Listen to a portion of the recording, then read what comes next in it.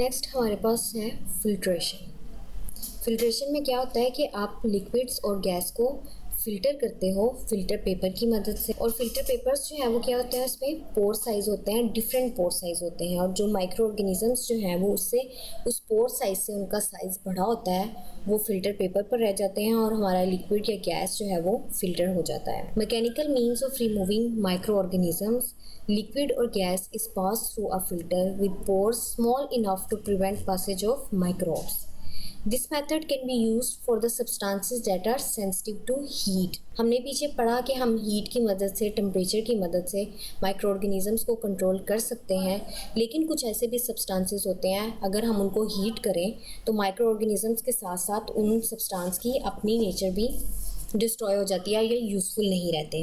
तो ऐसे heat sensitive substance के लिए हम फिल्ट्रेशन यूज़ करते हैं। उसके अलावा लेबॉर्ट्री में हमारे पास जो है वो नाइट्रोसेलुलोज फिल्टर्स होते हैं जो कि फिल्ट्रेशन और सेपरेशन में हेल्पफुल होते हैं। ये सेलुलोज मटेरियल से बने होते हैं जो कि प्लांट सेल वॉल में होता है। That is why they are known as nitrocellulose filter. Compound derive from cellulose and have a porous structure. इनके भी पोर्स होते हैं और इसका पोर साइज ऑलमोस्ट 0.22 माइक्रोमीटर होता है। That retains particles and microorganisms of specific size.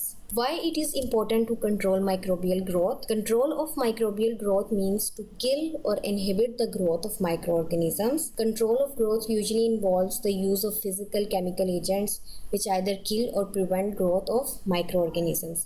अभी हम लोगों ने ये सब मेथड्स कि हम किस तरह से माइक्रोऑर्गेनिजम्स को ग्रोथ कर सकते हैं फिजिकल एजेंट्स की मदद से, केमिकल एजेंट्स की मदद से, और इनको कंट्रोल करना क्यों इम्पोर्टेंट है, ताकि हम अपनी फूड को प्रिजर्व कर सकें, इन्फेक्शन को फैलने से रोक सकें, पब्लिक हेल्थ को प्रिजर्व कर सकें। The control of microbial growth is necessary in many practical situations and significant advances in medicine, agriculture, food sciences have been made through the study of microbiology. Microbiology जो है different aspects में हमारे लिए microbial growth जो है वो important है, जिसमें कुछ जो है वो पैरामीटर्स जो है वो ये हैं। Control infectious diseases. Microbial growth को कंट्रोल करने से हम क्या कंट्रोल कर सकते हैं, इन्फेक्शियस डिजीजेस को कंट्रोल कर सकते हैं। मिनिमाइज इन्फेक्शंस, इन्फेक्शंस को कम से कम कर सकते हैं। प्रिवेंट सर्जिकल कॉम्प्लिकेशंस, सर्जरीज के दौरान जो कॉम्प्लिकेशंस आ जाती हैं या फिर प्रॉपर स्टेरिलाइज ना हो तो उसकी वजह से जो इन्फेक्शंस फैलते हैं उनसे हम प्रिवेंट कर सकते हैं। Prevent food from spoilage,